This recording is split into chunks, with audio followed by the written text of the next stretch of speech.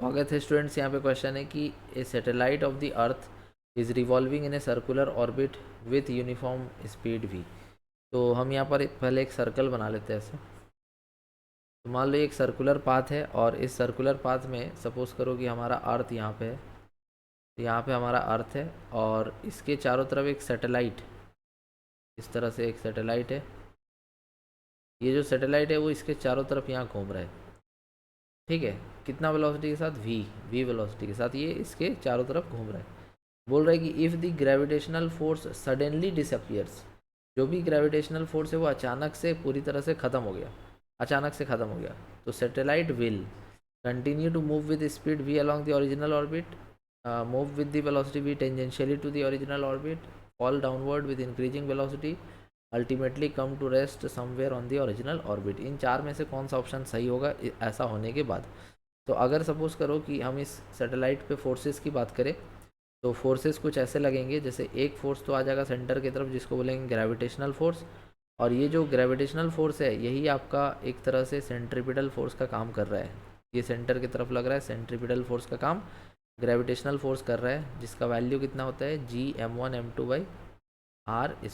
But यहाँ पर इसी फोर्स को हमको क्या कर देना है? डिसअपियर कर देना है। बट एक बात और ध्यान में रखो कि जब बॉडी सर्कुलर मोशन कर रहा होता है तो ये सेंट्रीपिटल फोर्स के साथ साथ एक और फोर्स होता है जिसको कहते हैं सेंट्रीफ्यूगल फोर्स, और उसका वैल्यू होता है mv²/r, ठीक है। तो यहाँ पर सर्कुलर मोशन में न्यूटन्स लॉ के अकॉर्डिंग ये mv²/r एक सूडो फोर्स होता है, ठीक। क्योंकि ये सर्कुलर मोशन एक तरह का नॉन इनर्शियल फ्रेम है, तो इसलिए ये mv²/r जो सेंट्रीफ्यूगल फोर्स है वो एक तरह का सूडो फोर्स है, और ये f क्या है? सेंट्रीपिटल फोर्स जो सेंटर की तरफ लग रहा है।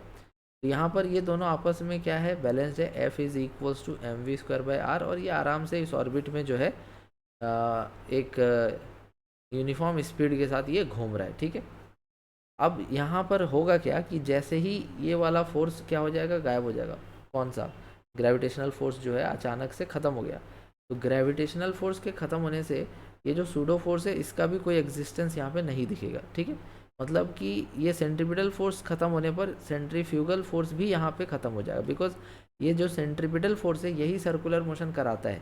यही फोर्स हमेशा सेंटर की तरफ लग करके इस बॉडी का डायरेक्शन को हमेशा चेंज कर रहा होता है, ठीक है। और mv²/r एक तरह का सूडो बैलेंसिंग फोर्स है, और F इक्वल टू mv²/r रहेगा। दैट मीन्स कि अगर आप इस सेंट्रीपिटल फोर्स को अचानक से डिसअपियर करा दोगे तो mv²/r का भी एग्जिस्टेंस ख़त्म हो जाएगा, और इस सैटेलाइट के पास केवल कुछ वेलोसिटी रह जाएगा, और उसी वेलोसिटी से वो डायरेक्शन में आगे जाना चालू कर देगा। दैट मीन्स कि इसका ऑप्शन नंबर जो है बी सही होगा, कि मूव विद वेलोसिटी v, और किधर? जिधर जा रहा था टेंजेंट की तरफ वेलोसिटी था इसका, इस तरह से। तो move with velocity v tangentially to the original orbit. तो ये जो ओरिजिनल ऑर्बिट पे वो घूम रहा था इसके टेंजेंशियली v वेलोसिटी से जाने लगेगा, मूव करने लगेगा, बिकॉज यहाँ पर ये दोनों फोर्सेस ख़त्म हो चुके हैं। तो जिस दिशा में जा रहा था उसी दिशा में जाते रह जाएगा। अब इसका डायरेक्शन चेंज नहीं होगा और ये सर्कुलर मोशन को कंप्लीट नहीं करेगा, बल्कि ये v वेलोसिटी के साथ टेंजेंट के डायरेक्शन में, ओरिजिनल ऑर्बिट के टेंजेंट के डायरेक्शन में जाता रहेगा। तो आई होप आप ये क्वेश्चन समझ पाएंगे। Thank you so much for watching.